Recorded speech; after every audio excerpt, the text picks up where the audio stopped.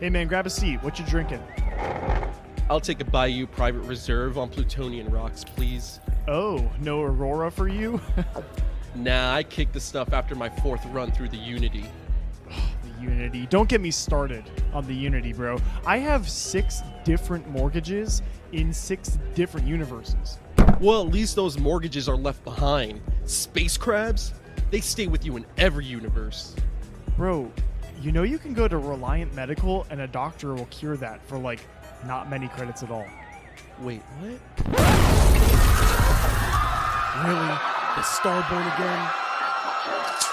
Say hello to my little friend!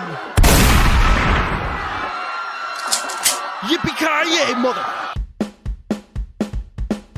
You guys ready? Lobby up. Hey guys, lobby up. GG's, lobby up. Dude, we gotta lobby up. Lobby up. Hey, should we lobby up? Yo, lobby up. Lobby up, y'all. Hey, let's grab a beer. Lobby up. Welcome, everyone. Lewis and I are going to close out the book on Starfield today. I am finally back in the studio, and it feels so good. Us reptiles, we've got to get a little bit extra sun during the winter months, and that's what I needed. But now I'm back, baby. You guys should see his skin. It's glistening. It is beautiful. That molting really did some work for you, bro. Aw, thank you. You're too kind. Final impressions on Starfield. Big topic today, but needed to be done because, man, this was such a huge game. Dude, the amount of time that it took to get to this video, man. Like, listen, I know it's only been 5.5 episodes. Well, before this is episode 6, but I thought we would have had our final impressions weeks ago. But this game was just so huge. It was so gargantuan that, let me tell you, even in our final thoughts, I feel that there's so much more that I could have played to contribute to my final thoughts. Oh, yeah, absolutely. And, like, I know when I started this game, I was very conflicted, right? Because everyone is saying, like, don't do all the side stuff because if you do that, you're going to, like, destroy your life. And it's like, but that's how I play games, you know, especially Bethesda games, these huge mammoth games. There's so much and like a lot of the lore is buried in that side stuff. So it was a very weird experience starting off this game and trying not to do too much side stuff. Listen, you want a confession from me? Tell me. Are you sure? No, I'm not sure.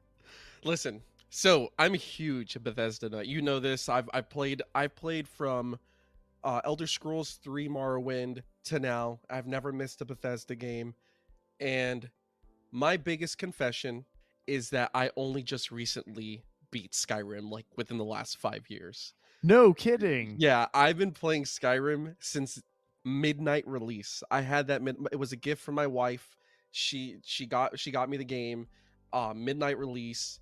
I've play this game all the time, even now. It's one of my guilty pleasures. I go back in. I spent some hours in Skyrim. And I think within the last 5 years, I finally beat the game. And if I want to be more exact, I think it's probably less. I think it was like 2 or 3 years ago that I beat this game because all I ever did was side quests. Every time they're like, "Oh, we need to go beat come do the main quest, Lewis," and I'm like, "Nah, dude, I gotta explore this cave, this random cave filled with skeevers." I am a side quest nut, and you know my other guilty thing is I've never even beaten Fallout 4. Yeah. I have like Louise, man. 200 plus hours in that game, and I've never beaten Fallout 4. So, and that's just a testament to how huge these games are. When you play a Bethesda game, you know that's what you're getting into. It's like MMO size level of lore and side quests and main story crap. And the main stories usually have branching options. So, playing through one time is almost always not the full picture. So these games they put so much into. So with that in mind, when you start off the game, it can be a bit overwhelming. I remember when we did our first impressions, I was just trying my best to get settled into this world and trying my best to really kind of soak in everything that they're trying to throw at me. And it's a lot. I mean, you really have to dedicate, if you want to get a really good experience. I mean, you're almost having to dedicate like a whole day set aside just to start off the game. So with Bethesda games, up until this point, you only explore one world. You explore the Right. Commonwealth, you explore Morrowind, you explore Skyrim. Here, it's there's not one world. You have to explore a whole universe, and already off the bat, that is a big ask for somebody to do in what equates to a tutorial level in the beginning with the mining. Like, you get used to you're getting used to the gameplay, you're getting used to these different mechanics. You finally get your ship, and it's like, have at it. There's a giant universe to explore, and it's like, where do I begin? And I believe that's why everybody was so caught up on just finish the main story, finish the main story, focus on the main story, and then branch out and do the side quests. Because I could see how easily, as somebody that has done many side quests in this game, it really is easy to just ditch everything related to the main story and then just explore the universe till Yeah. the end of time, which we now know, beating the game, even more so why people were saying do the main quest. Right, right, absolutely. And we'll definitely be breaking all that down. Because I mean, it was, I remember throughout the game, I was getting frustrated because I was like, there's things that I want to do, but everybody keeps telling me that you want to get through the main story. With that said, I think that really held back some of the experience for me. I did wind up doing some side stuff anyway because I wanted to, but I don't know. I think that was like, it was such a weird pressure that I've never experienced before. So I that really kind of like detracted from things for me a bit. And I've talked to you about that on the side a bit. Like, I almost kind of wish I didn't know, that there was going to be like this big ending. But hey, I mean, I guess people were trying to, make it a better experience for me. But at the same time, I don't know. It almost just felt like it took away. So I'm gonna go ahead and I know we've kind of talked about some things, but I'm gonna go ahead and issue a spoiler warning for the Yeah. rest of this video. Cue the spoiler warning. So yeah, that spoiler warning is for this whole video. But listen, you read the title. This is our final thoughts. That is your Right. courtesy. Like, if you gotten this far, hoping that for some reason we're not going to talk about Endgame, Yeah. that's your courtesy. We were breaking down like the whole game. So let's go ahead and talk. I know it's early in the video, but let's go ahead and talk about the ending for a second, because it's going to kind of segue into what I have to say about these side quests, about versus the main quest, and how that Sure. also hindered the game for me as well. In the end, which I don't know how I'm supposed to explain the ending. Like, that was such a complex and crazy ending. Basically, we can talk about it more towards the end of the video, but basically, you beat the game, you enter the Unity, which is the cultivation of gathering all these artifacts, and it is revealed to you that you are in a multiverse, and you get to reincarnate. I wouldn't even call it reincarnate. You just get to, You just kind of like transport into another universe. Yeah, basically. but the repercussion is that you basically die in that universe, if I remember correctly, or like that yourself dies and goes to another universe. And which, let me go ahead and say, the ending was beautiful. I thought it was very well done. The ending, the visuals, the way they kind of wrapped a bow on the things you've done during your time in that specific universe. Mm-hmm. They kind of give you an idea of what the characters you're leaving behind are going to do and what your actions did in that particular universe. Right. I loved it. Great. Fantastic.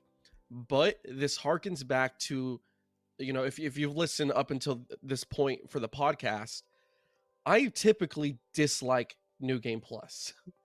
Right. Yes. I am like you and I have discussed before, it's kind of just a cheap way to extend the gameplay. Especially on these, first person like action adventure or RPGs.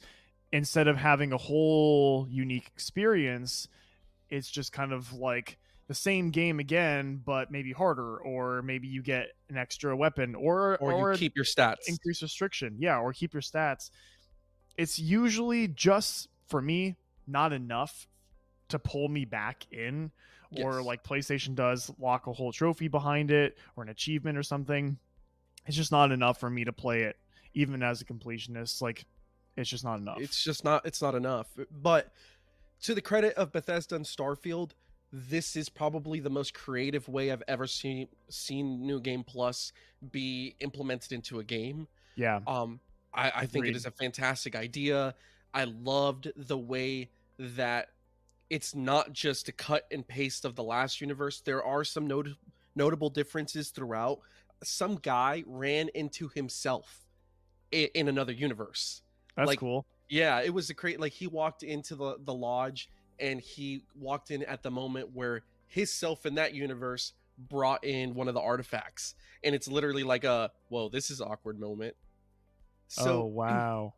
it's fantastic, but and all of things, like all the things I've said up until this point, leads me back to a major issue I had, which was I spent all this time in this initial universe, and I wanted to do way more side quests. I wanted to upgrade my I wanted to upgrade my ship to its max capacity. I wanted to build a home. But when I started to realize that that was going to go away, because once I entered the Unity, that would just disappear, It's almost I less lost motivation. I lost all motivation to do Yeah. anything extra other than the main quest, which is what you were saying. Yeah, absolutely. I really think having that knowledge of the game was more of a hindrance than it was a help to like avoid doing the side stuff, because I think that kind of defeats the purpose. It's like you said. So on the flip side, for me, when you get to that point where you're entering the Unity and you're looking around and you're looking at like your whole life, I see Sarah Morgan there and like a couple people, and I'm like, I bet there's supposed to be more people here. I was like, this is a really big space for like not that many people. So I was like, either I'm a loser or I played this game wrong, or both. So, You imagine you go into the Unity in real life and it's just me. yourself. It's just, you go in, it's just me. Like, Sierra's not there, Johnny Lay's not there, Murph's not there. Nobody's there. It's just me, and I'm just waving like, hi. Hi, welcome to the Unity. And in all reality, I would probably going in the Unity with you. So like, there'll probably be nobody, not even our wives. Like, just gonna hold hands and jump together. oh man. But yeah, so I don't know, like there was almost like this resentment to all the nerds that like tried to save me, by beating the game in, the beta testing, like within 48 hours or 24 hours or whatever. They beat it absurdly quickly and just released this information. I think it really took away. And that's, dude, I'm gonna sidebar real quick. That's one thing that I really miss about when we were kids playing video games, is you never knew, like, I mean, again, big Kingdom Hearts fan. One of the Yes. biggest things that I loved as a kid when a new Kingdom Hearts game was announced was the worlds. You didn't know which worlds except for what was like in a couple commercials. You would know, oh, we're going to get this one. Okay, I can't wait to see what else. And you wanted more information, but it wasn't even out there. And you didn't even get Yeah. that information until you played the game. And nowadays, man, you can't even pre-order the game without knowing so much about it. And so this was definitely, and it's obviously, this is nothing against Starfield or Bethesda. This is really just something that happened, and it really, I think it did take away from the experience for me. Well, I mean, continuing the sidebar here, I 100% understand where you're coming from. I miss the days of Super Smash Bros, man. The last time I ever had this feeling of not knowing anything about anything was Super Smash Bros Melee, and you're just playing the game, and it's like, Mewtwo's in here, and it's like, who the heck is this two-dimensional creature? It's Mr. Game and Watch, and it's right. why are these two swordsmen speaking Japanese? And it's Mark and Roy, and it's like, who are you people? Like, I miss that so freaking much. So like, I 100% empathize where you're coming from, and that has also been a lobby up sidebar. Yeah, so you're 100% right. You're in the right, and I agree with you. That feeling of knowing what we should be doing versus what we want to do really sucked. Yeah, no, absolutely. So that aside, though, I do think that it did offer me a unique experience in that I mostly played just the main story of the game. I did do a couple side things. I really wanted to get one companion. I think I Yes. mentioned that in my first impressions. Like I wanted to achieve whatever it was to get that one companion, and so I knew I was gonna do that. I knew there was gonna be like a quest and everything, and I have some funny stories about that. So I wanted to romance Sarah Morgan, right? And when I was in my whole quest to do that, did you have any interactions where you just pretended to like flirt with her at all? Yeah, I did when because I initially thought I was going to romance her as well, and Yeah. she's so standoffish. She's like, So "Don't standoffish. flirt with me. I'm not worth it." And I'm like, "Baby, please." Like just relax. It's me you're talking to. It's the main character. Come on, man. I've got plot armor. Stick with me, baby. But no, like she really is so standoffish, and you find out that she's got like all this. She's got all this baggage, really. She's got like all this like past history where she like totally fucked up a mission, and she like carries the weight of like the people who like died from that mission, and Whoa. they like crash landed on this planet, and she she basically can't even like focus on I don't know how she's like going through space with me fighting bad guys, but she can't focus on romance, I guess. But whatever. But she can't focus on that until she goes and like gets this clarity, right?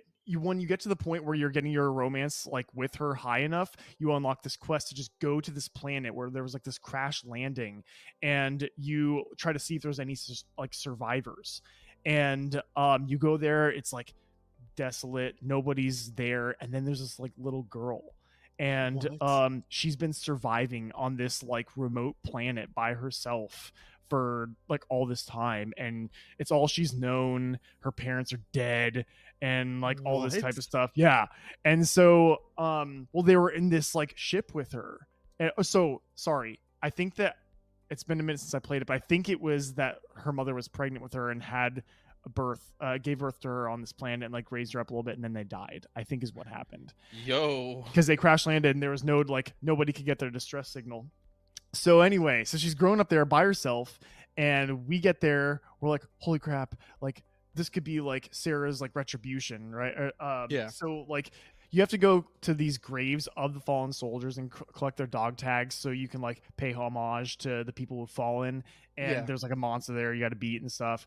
But once you're getting past that, there's this point where I go back to the lodge. We've saved the little girl, and we bring her back to the lodge, and you go in there, and the mission ends with you talking to the little girl, and she's like, go do what you need to do, I'm fine. And it's like, what are you talking about? What do you mean? And then I found out that because I'm at a point in the main story where I had to like go to a funeral, I had to do that first in order to finish this side story. It wouldn't let me finish this whole side story until I finished that main story. But it gave me no explanation. Oh, It was just gee. like go to the funeral. But like she didn't say the funeral. She's like, go do what you need to do. And I'm like, what do I need to do? And so I actually got like a whole I was really scared because I thought this was like Fallout 4.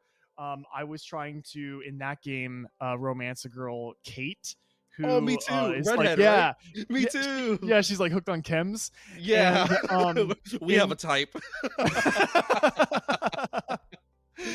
basically, if you're broken like me, we're gonna be just fine.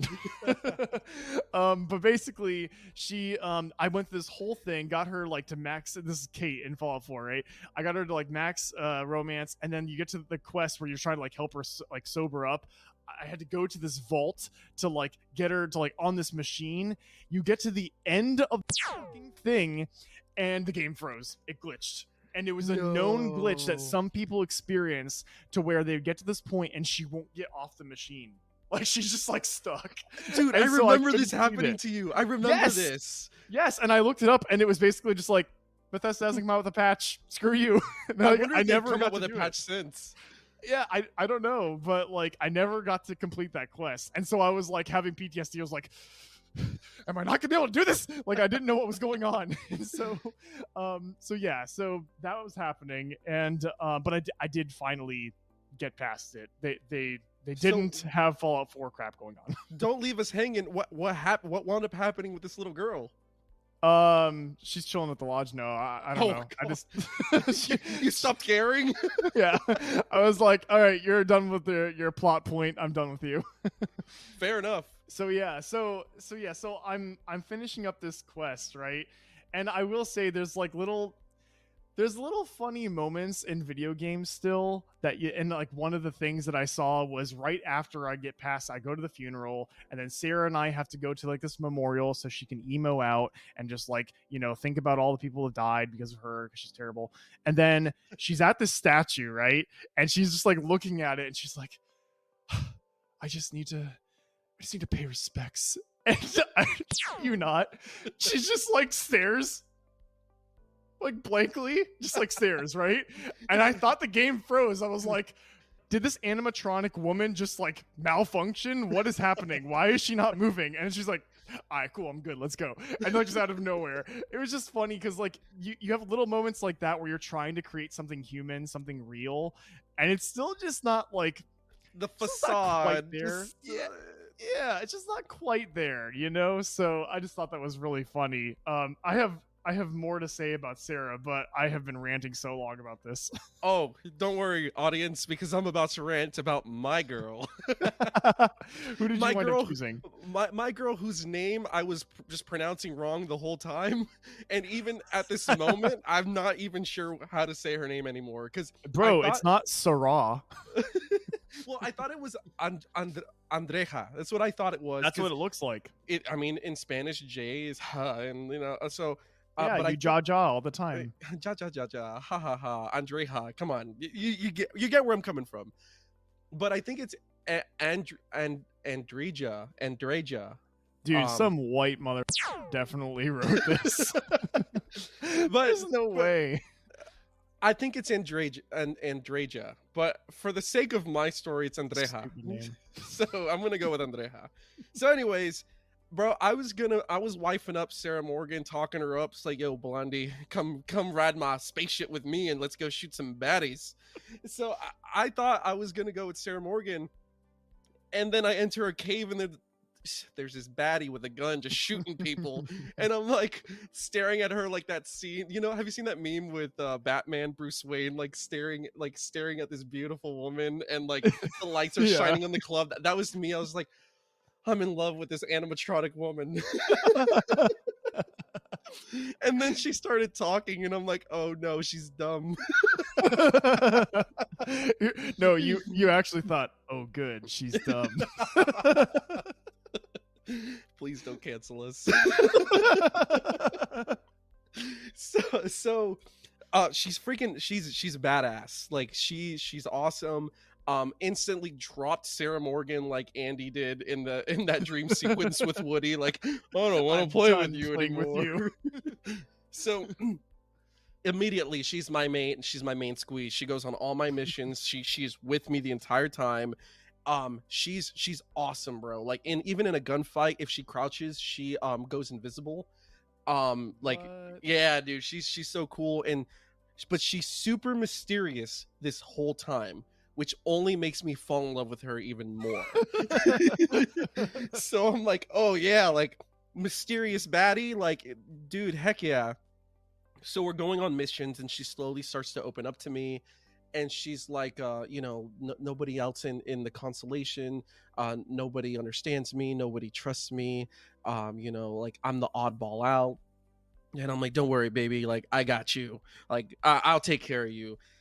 So as I start to wife her up more and more and flirt with her and try to romance her, it is revealed. And this threw me for a loop, my man. I was not ready for this. Oh my gosh. She is part of the Varun religion, which is basically those zealots that you fight. Oh. So yeah, if there's anything that you need to learn from this story, is that there's always a catch. If they're a 10 out of 10, you need to figure out what's wrong. We'd like to refer you to a YouTube video called The Hot Crazy Matrix. Because she worships a space serpent. And I was like, and she's like, I Well, hope. maybe that's what makes her go invisible when she crouches. I Hey, mean, I've do watched Scott Pilgrim versus the World. Those vegan powers be hitting. they do. You would know. So she worships the space serpent, and she's like, "Is that a problem?" I'm like, "Nah, baby." No, like I'll There's room worship. for another serpent in this relationship. I will worship that space serpent with you. So the cooler parts, going away from her religion, is apparently she has been spying on Constellation for the Varun religion, and apparently Sarah Morgan and Vlad found her snooping, and they both know that she's part of the Varun religion, and they accept it, which is really cool. Huh. Yeah, and they're like, hey, we won't tell anybody, like, but you still are part of Constellation. So that's like the first time she felt some sort of acceptance. Well, for her, to wrap it up, she, like, her side missions is, she had two friends that she basically ditched on a mission, and she's trying to reconcile with them and apologize for basically leaving them for dead. So we're going all over space trying to find them and trying to, like, reconnect her with her past. And it's great. Awesome missions. So I'm, like, trying to wife her up, and I officially propose to her and say, I want to marry you. She doesn't want a wedding ceremony because it's not part of her religion, which I'm down. I'll respect it, baby. I love you for you. So instead of a wedding, she gives me a knife made out of a goat's bone and says that part of her religion is they throw her out in the desert with a goat that she raises from birth. Like, she is born, she's 5 years old, she's gifted a pet goat, and she has to raise it until she comes of age. And when she comes of age, they throw her out in the desert, and she has to kill the goat, eat it, and make a weapon out of its bones. And What the hell? And she gives it to me, and she's like, I love you. And I look her dead in her animatronic eyes, and I go, baby, I love you too. Yo, that is so messed up. That's metal, baby. That's so metal. Bro, that is I don't know what to make That's of that. intense. That is it's more than intense. So I think that's a perfect segue into just how great the lore is in Starfield. I actually, that was such a good sticking point for me. I thought the world building was fantastic. I loved it. I personally, so that's like, you got two examples of romance lore, which I never thought I was going to get so much lore with romance. No. And in addition to wifing her up and getting her perspective, we got more details about the Varun religion, which, listen, for sake of time, I left out a lot of stuff in there. A lot of traumatic stuff happened in those missions. And I'm just like, I'm by your side, baby. Like, whatever you want to do. But it was lore rich, not just on Andreja, but on the Varun religion and those zealots that you fight. Because I'm sure you've ran into the Varun zealots, and they're crazy with some very powerful ships and weapons. So it's like, you got to see that. You and Sarah Morgan, since I didn't wife her up, I didn't get any of that. So that's cool that depending on who you romance, you get this, like, rich backstory on these characters. And thanks to New Game Plus, you can go back and romance somebody else. Right. Yeah, exactly. You kind of get like a new try at it. Yeah, and just like I do appreciate that level of lore because it's trying to create that humanistic level. It's trying to show what the human experience would be like in this universe. And I really appreciate that because that's important. It would be stupid if if both of these women had all this crap going on and they're just like, oh, hey, it's Lewis, it's Matt. Yeah, like, let me just fall in love and, like, have no boundaries. It makes sense. And it took so long to romance them. It took a long time. Yeah. Honestly, I think it took basically up until like 2/3, 3/4 through the game for me to get to Sarah Morgan's missions. And I just gotta say, though, it was funny because, like we said, like, she took forever to romance, dude, forever. And but once like we completed the mission, she was like, "I love you. Let's get married." Like she basically proposed to me. Like once the faucet was turned on, the tub was overflowing. Like it's like she And you just could you can no longer sleep. You can't sleep without having intercourse. Did you notice that? You can't. Yeah, You it's cannot. I mean, we really need to bring this back into the real world.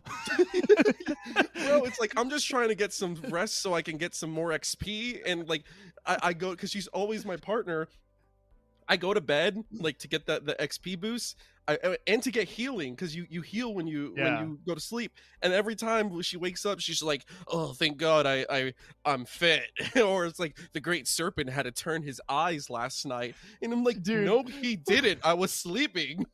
One time I woke up and Sarah Morgan was like, "That was an interesting use of jetpacks."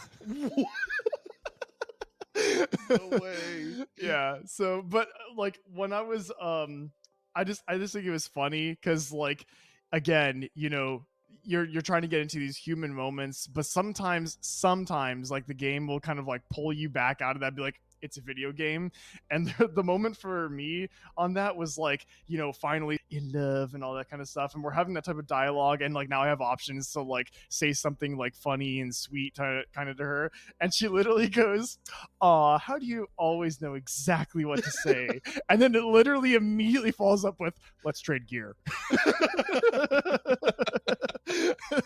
I was like, yeah, that's a video game. That's Bethesda be video game. Bethesdaing. So, but Yeah. I would say overall, and away from the romance, the hidden stories throughout the game were fantastic. Yeah. Like little bases that you show up in, like quick story. I went into a base, everything was frozen. It was on like a Hoth-like planet. It was an ice ball. I went in looking for some loot, and everybody in there was frozen, and it was covered in like alien life forms. It was kind of crazy, but I'm like, well, I'm trying to loot. Move your dead ice body away from my gun. Yeah. And I'm just getting all this ammo. But as I go into these computer terminals, I realized that this base was a lab that they were studying. In this lab, they were doing research on humans to try to get them to survive in harsh ice environments without a Right. spacesuit. So they were injecting Oh. them with like these different chems and trying to like they were testing on humans so that they could live on this planet without spacesuits, and it failed miserably, and everybody in that lab literally froze to death. And it's just like, had I not read any of these terminals, I would have just thought that they were overtaken by these alien bugs, but they froze themselves trying to survive there. And it's like, Wow. I like that sprinkled lore, because Yeah. sometimes I don't need them to just tell me what's going on, you know? Right. Yeah, no, absolutely. Look, I would say that the story and the lore behind this game was full marks. I mean, Yes. they really took their time with the side stuff and the background.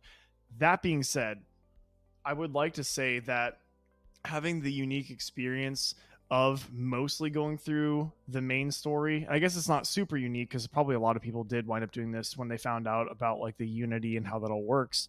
I got the vibe that the developers had this huge idea for the Unity and the artifacts and how that all like came together. And I really got the impression that they took this idea and tried their best to run with it and have like this cohesive narrative.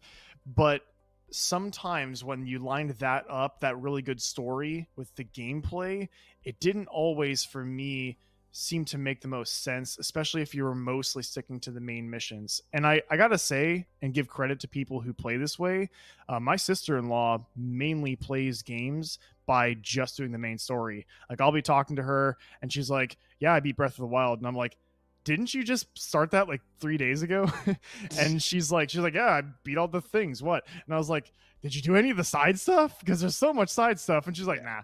I'm like, Oh, "Okay." whoa. I'm like, "You should go back and do that." She's like, "I'm probably not." And like That's same thing crazy. with like Horizon Zero Dawn, and the same thing with Mario Odyssey. These like pretty like substantial games she's beating pretty quick, and that's just how she plays games. And I'm sure she's not the only one. So there's credit to that it should make sense if you want to play this game that way. If you do, even if you didn't know about like the whole Unity thing, because that's just how some people play. And so I gotta say though, when the gameplay progressed, main story wise, there was I think it was held back a lot in the gameplay aspect of things. When we did our first impressions, I mentioned that those first like dozen hours or so, it really drug out. I feel like there's been other Bethesda games that started and got you into the thick of things a lot quicker. And then when it came to like later aspects, I mean, I'll get into that soon, but I felt like the progression was really difficult. And when you got to the end, dude, the end has this huge space battle with and the Starborn. yes. And Yes. so I'm sure that people are going to have a lot of conflicting opinions about this, but I felt that this was extremely wildly uncoordinated. And I feel that even though I picked an option that made the gameplay harder, I didn't side with one of these guys who was a Starborn. Same. Yeah, They can because both- they're yeah, one of them was trying to be more of like this like outlaw style, and one of them was trying to be more of like this like order and like lawful style. And I didn't really buy into either of them. Like personally, like that was my values, and I got severely punished for it. You go into this space battle, and I had upgraded my ship once, but if you just play the main story of the game, there's like maybe one required space battle before this one. And this one is one of the hardest things I have done in a main mission in a story, like a first person game in a long time. Yeah. A long time. Yeah, I would have to agree with that. That space battle with them was incredibly difficult, and like I'm not gonna lie, I had it on the highest difficulty. I had it on very hard, and that was a brutal. And that's that my piloting skills were up. I had a fantastic ship. I can't remember the name of my ship, but it cost me like 250,000 credits. So like Jeez. I had a sick ship, and it was difficult, but I was able to beat it on very hard because I did the faction quest, the Crimson Fleet versus the Right. USCS. And let me tell you, at the end of that, I sided with the USCS, and we fought the Crimson Fleet in space and like took them down from the core, from like the actual base. And that space battle was like 4 times harder than the Starborn battle. There's like dozens and dozens and dozens, to the point where like I'm like I can't beat this. Like I can't beat this with my current ship. I had to upgrade my ship. I had to have the right crew with me. Like I had to have the perfect setup to barely beat that mission. So like by the time I went back to beat the Starborn, I felt like freaking Star Fox, just like, Right. you know, just picking what is it, shooting ducks in a barrel or whatever the heck that saying is. But it was pretty easy once I went back. But when I initially started that, I'm like, this is incredibly difficult. And up until that point, unless you did some sort of faction quest, there is no point in the game where you have such a difficult space battle. Right. I mean, this is the type of battle that I would have expected to see as like a secret boss for you to get like the best ship in the game. That was the type of level of difficulty that I was experiencing. I think that doesn't make sense. I think that they tried to do something difficult here, and that's great. I'm not against having a challenging experience in the main story, but make it make sense. If you're gonna have players who only play the main story because they just want to have that main story and that's how they play games, you have to take that into consideration. And if they choose the option where they have 2 people against them with their ships and you are by yourself, you should be able to beat that game with skill. With the base, You should, with the base tools. right. You should be able to beat that. It should be challenging, sure, but I'm telling you, Lewis, I had upgraded my ship. Up until that point, my skill trees for space battle were not upgraded, but I had a lot of leftover skill points. I dumped all of them into every single thing I could unlock for space battle with an upgraded ship, and I was still having difficulty doing any damage to these ships. And yeah, I just wanted to mess around with it, and I decreased my difficulty. It makes the AI completely brain dead in comparison. So there's got to be some better balance. When you decrease the difficulty, it becomes extremely underwhelming. It's like an experience that is not even a space battle. But I had it on normal difficulty because I'm the pleb that's not really trying to go above and beyond and try to, be a glutton for punishment. But And I'm a masochist. you're a what? A masochist. Oh, okay. I was like a misogynist. Yes, I'm misigno. You're a misogynist? No, please, guys, don't. And so that really took away from the experience for me, because I was like, yes, I recognize this should be difficult, but again, the grind that it would take, like you said, going and doing these other faction quests, going and upgrading your ship to where you had to pay hundreds of thousands of credits just to be able to have a ship that would be able to hold a candle to this battle, upgrading your skill trees to the point that you'd be able to have increased damage and all this increased accuracy. It's not something that I was interested in doing at that point. So I wound up just decreasing my difficulty and progressing forward. It felt like a very hollow, empty progression, but I increased it back to where it was after the battle. But I found that very lopsided. And that was the point in time where I realized that it's a great story, right? Where you're seeing these two people that you're fighting and all the lore behind it. All that's great. But then the gameplay happened, and it was almost like it was an afterthought.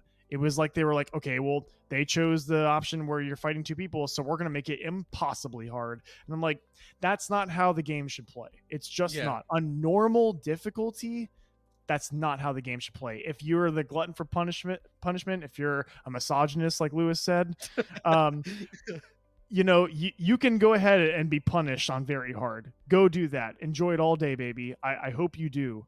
But for me, in my normal difficulty land, this is not what I was expecting. And it's almost degrading for me when I had to go into that menu and be like, very easy. It was not a good experience. Fair.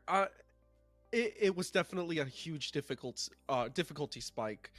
And that happened multiple times throughout the game where you're just like, whoa, like this is hard for no reason. Like, right. One of the side quests, like when you're romancing Andreja, like you go and try to find her friend, and it's swarmed with Varun zealots, and there was like freaking like 15 of those, and like they were bullet sponges and they were not going down, so I had to cheese them. I sniped them from out in the open because I couldn't like do a one-on-one shootout with them because it was very, very hard. So it definitely happens throughout the game, but I wouldn't even say that was my biggest complaint of the game, or even the afterthought, because you said the word afterthought, and that like brought the Starborn powers to my brain. I hate the Starborn powers. Dude, I didn't do any of them except that first one that was required. It is the most afterthought thing in this entire game, and that is what I am the most. I'm borderline offended by the Starborn powers, and that it's so much so that was one of the main things that my score for this game was affected by the Starborn powers. That was such a big thing to me. So my favorite Bethesda game of all time, and one of my top 5 games of all time, is Skyrim. And the shouts in that game, it's the equivalent. It's the equivalent of the Starborn powers. The shouts are integral to Skyrim. They are mixed into the lore. They come in all shapes and sizes, different powers, different, it is brilliantly integrated in Skyrim. So when I saw Starborn powers being introduced into this game, I'm like, oh, I was so hyped, dude. And I think it's because I was so hyped. I was like, yo, Starborn powers, awesome. This is gonna be incredible. This game just got elevated. Like, it's gonna be like shouts. they are so boring to use. One of them like Right. decreases the gravity, one of Yeah. them increases the gravity, one of them shoots, the one I used, it shot sun flares at them and it barely did any damage, and that's that I would upgrade them. And I was so thoroughly disappointed with those, especially when it was teased by Bethesda in their trailer. It's like, ooh, like we got hidden powers too that we're not going to reveal until you play this game. And I was I was so let down by that, Matt. Yeah. Like so let down. And then and this is what like the nail in the coffin with this Starborn power BS. It turns out that in order to power them up even more, you have to do New Game Plus multiple times Yeah. No. and collect more artifacts throughout different universes to level them up to like level 10. So bare minimum you have to do this 10, you have to do New Game Plus 10 times That's to gonna be a get no for me. to get their max power. And I'm like, Bethesda, what were you guys thinking? Like, Right. I was I can already understand, maybe playing that game a second time through, but 10 times. I mean, I know that there are people that love these games to where they get super fixated on it, and that's great. If that's the audience that they are, trying to gear this toward, by all means. But I can't imagine it's a large amount of people. Yeah, and if I'm wrong, let me know in the comments. But I believe that's what I read. Like you have to do New Game Plus, you have to get all the artifacts in one universe, and then do it again. And listen, if there's one thing more tedious than the menus to space travel, it's going to get the powers in the first place, where you have to float to the different like lights where the ring is. You know what I'm talking about? Yes. And it's like it takes like 5 whole minutes to just float, get the cluster of stars, float, get it, float, and then It's such a weird concept. it's like, unlike in Skyrim, you fight an awesome dragon, you go to this altar, and then the shout just like gets sucked into your soul, and you're just like, yeah, and then freaking awesome Viking music plays. Like that should be enough, but they made something that was supposed to be so hype tedious, boring, and what I Yes. thought was the biggest like afterthought in this entire game. They should have just left it out, and I promise you my score probably would have been the same as the first episode. So you're bringing me into probably my biggest critic of this game, and it's that everything, just about everything in this, well, everything that I have a problem with in this game pretty much all has the same common concept, and that's that it's too complicated for no reason. In Fallout, if you want to upgrade your gun, you go loot the world and you come back with all this aluminum, adhesive, and all this stuff to make your gun better or to make your settlement better. Guess what I did 0 of in Starfield? Same. I did no looting, and I'm a big looter in this game, in these types of games. I'm constantly, when you and I were played Fallout together, I was constantly talking to you about how I was like bogged down with all the crap that I was carrying around with me, because I'm like, this is going to help me. It was worth it. But then you do this in this game, and I'm sure that there's some people out there who found some great value to it. But I looted what I thought was like some high quality materials once. And then I realized that not only do I have to go do research to upgrade my ability to upgrade, I also do not have that much incentive to carry around junk, because you can mine a lot of the minerals and materials that you need, or get it from exploring and defeating monsters and stuff. Or just buy it. That's what I did. Or just freaking buy it. Yeah. I'm filthy rich. Like I'll just buy Right. the stuff. 90% of the gameplay I did was just with guns I found. And Yeah. that's fine. It's cool to have like a really cool legendary weapon, and that's fine and all. But I still, when I was in Fallout, I'd find that and I would mod the crap out of it. So I found that to be just not hitting where it was supposed to. That, and confession time, I didn't make a single settlement or whatever they're called in this game, a single base. Honestly, I don't blame you. I didn't either, because once it was made clear to me that I was going to go into a multiverse and I'm like, okay, I understand why people are telling me to beat the game first. Again, I couldn't imagine building all these Right. settlements and making all these modifications to my Upgrading your ship. weapons. Yeah, Yeah. doing all these crazy things, and it's like, oh, that's all gone now. And it's like, can I at least take my ship? And the game is like, no, no, you can't. And I'm like, No. well, I'm not gonna do that then. I'm not gonna do it. So, and then I told myself, okay, once I enter the Unity and I do New Game Plus, maybe I'll go back and do it. But then I was told that you have to do this 9 more times to like max out all your Starborn powers, and I'm like, nope. I'm gonna have weak Starborn powers, and I'm going to rely on my guns. I'm staying in this universe for the rest of time, and I will go. I will go back and do the settlements and put some more time into this game, especially with. It's been confirmed that we're going to have DLC, and since we have Game Pass, that's free for us. So I will go Right. back, but I'm not doing the multiversal grind. Like somebody No. did it. The guy that I told you ran into himself is on New Game Plus 33. That's okay. I'm sorry. That's disgusting. 33 times he has played Yes. through this game. Yeah.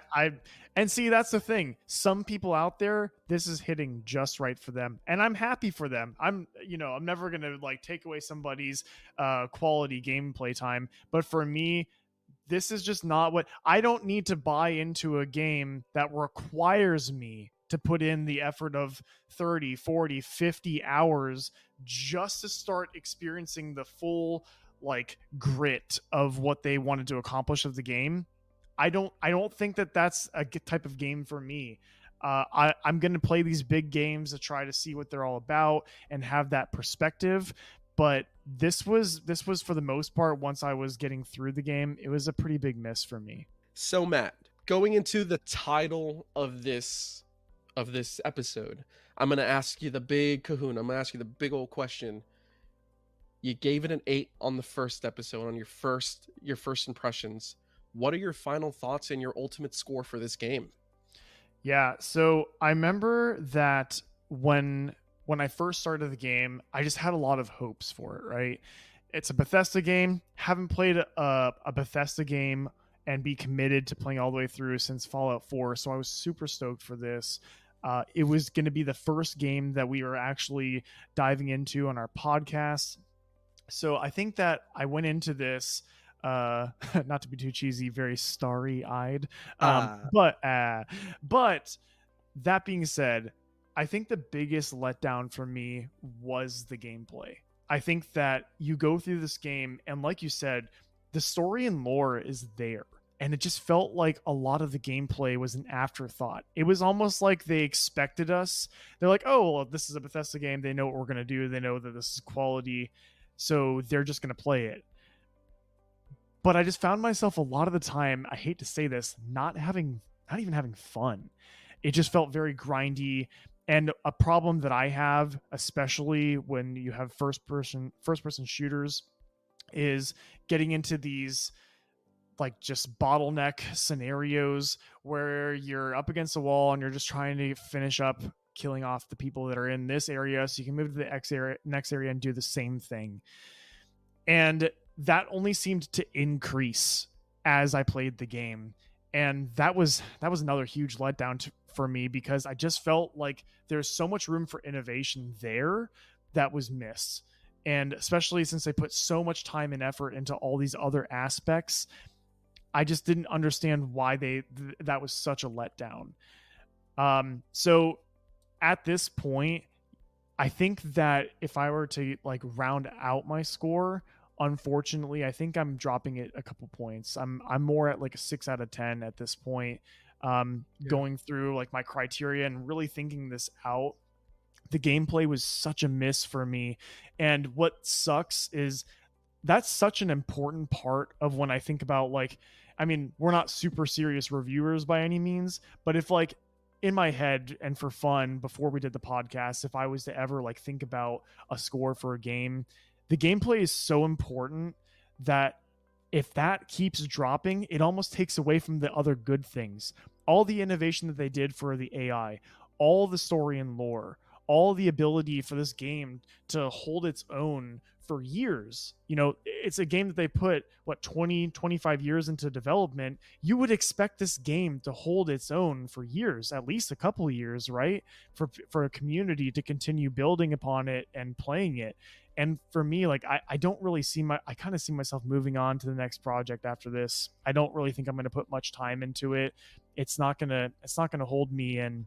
So I mean, I enjoyed it for what it was. It's not a bad game by any means. There's a lot to respect here. I think that it was a bit of a disappointment, is what I'm sad to say. Fair enough, man. Fair enough.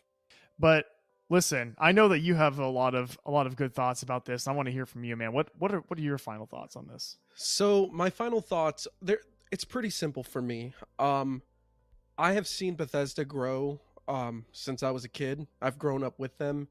I've seen them at their worst. I've seen them at their best.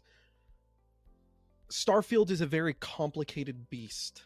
It's like I said earlier in this episode, this game, I even now, many weeks, many months since it first released, I still feel that I should have probably played more. I should have probably explored even further. There's so much that I feel still needs to be done for this game, and I haven't done it yet. And I love that about this game. I love that. That's actually not a negative for me. That is a very positive, that's a very positive thing to say. So, if it's a game about exploring the universe, of course I'm gonna have that feeling. Of course I'm gonna feel like, I go onto the internet still. What am I, a boomer? I go onto the internet and I see all these people talking about these random encounters they have in space and these encounters they have on a random planet in the Dagobah system. And it's just like, whoa, I wish I could find that. This game, there's still so much more to explore. And unlike you saying that you're done, I don't think I'm done with this game. I think this is a game that I'm gonna come back to as a place to kind of clear my mind. Like when I'm overstimulated with all these games that we're playing and trying to figure out the next big thing, it's like I can go to Starfield and I can get on my ship and just screw around in this universe with no repercussions. Because I mean, if it really gets bad and my bounty gets too big, I can just go to another universe. And I love that, the open-endedness, if you will, of this game. I love that if you're not satisfied with one outcome in the universe, you can go to another and keep doing that. I know I bagged on New Game Plus, but I still stand that Bethesda did it in a way that nobody else has, and it's jumping multiverse to multiverse is really cool. Will I probably do that? No. Like I said, I am ready to go ahead and start settling down and building my settlement and building the ship to my likeness with I'm gonna go wife up Andreja again. So those are the positives. That's the positives I'm leaving with. The negatives, though, and what ultimately drops my score, I originally had this at an 8 and I dropped it down to a 7. Which to some won't sound like such a crucial bad thing, and it's not, but it is a big deal because Bethesda took a major misstep. Am I going to spell doom and gloom for Bethesda in the future of video games? No. It's not that serious, guys. No, one, not at all. Bethesda's not going anywhere. 2, this isn't going to sink Xbox as a company, which I've also seen on Twitter/X. That's ridiculous. Yeah, we're not there, guys. Do I think Bethesda will learn from the missteps? I really hope so. The Starborn powers, you guys heard my thoughts on that. I hated that. The space traversal was extremely tedious. They should have taken a page from No Man's Sky and just let me leave the planet when I wanted to and let me land where I wanted to. I think that this is the beginning of a brand new franchise, and I think it's a solid first step for the Starfield franchise. I look forward to the DLC, and I look forward to the eventual Starfield 2, and so on and so forth. I see the potential, and for that, I give it a 7 out of 10. Play it and enjoy it. So would you say it was one small step for Starfield, one giant leap for Bethesda? What floor are you on at your apartment? 4? Go ahead and leap.